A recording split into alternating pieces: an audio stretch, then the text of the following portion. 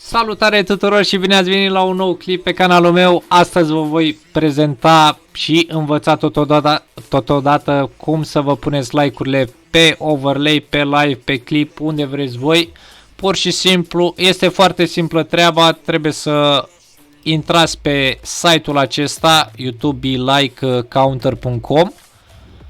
După ce ați intrat aici, mergeți pe live-ul dumneavoastră programat sau unde îl aveți, luați linkul de la live sau de la clip, îl adăugați aici, ați dat search, o să vă dea câte like-uri aveți, câte views-uri și toate cele. Copiați linkul de sus, ok, vă creați o scenă, scena la mine este creată, apăsați pe plus la source și selectați browse, redenumiți like sau cum vreți voi, like trike. Ați băgat URL-ul copiat de la ce v-a generat like counter-ul. Ați apăsat OK și vă va arăta exact așa. De aici trebuie să apăsați să vă modelați, ca să zic așa, apăsați Alt și cu click stânga modelați cum vreți voi. Și o modelați frumos, să se vadă doar like-urile. Ok, stai să o modific și pe aceasta. Așa. După asta trebuie să apăsați pe filtre. Eu o să vă arăt pe partea care este creată deja. Apăsați pe filtre aici sus. Și adăugați cele două opțiuni apăsând pe plusul de jos. Color Key și Color Correction, ok? După ce ați apăsat aceste două opțiuni, trebuie să modificați aici setările. Pur și simplu lăsați culoarea albă, dacă este culoarea albă selectată, dacă nu, apăsați Select Color și apăsați pe alb, ați văzut câte sunt de alb acelea.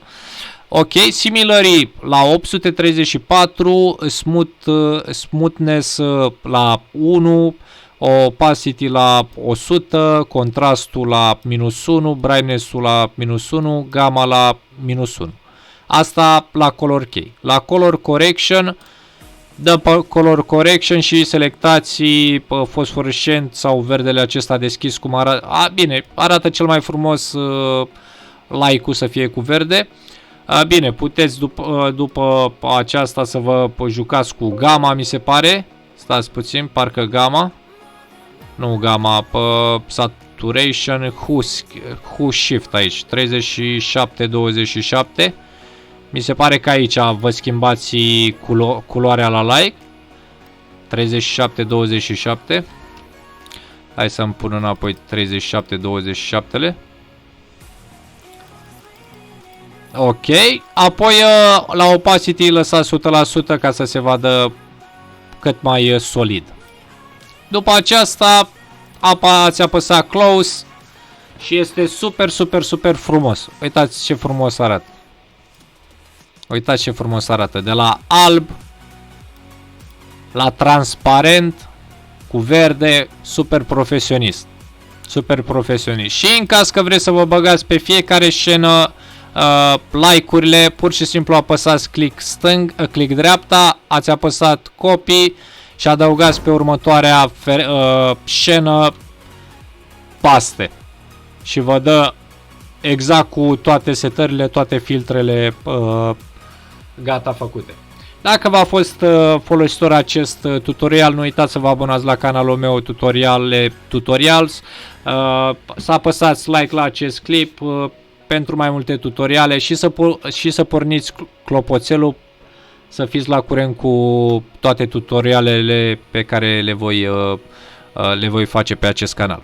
Eu am fost Marian și ne auzim pe următorul tutorial. Ciao, ciao!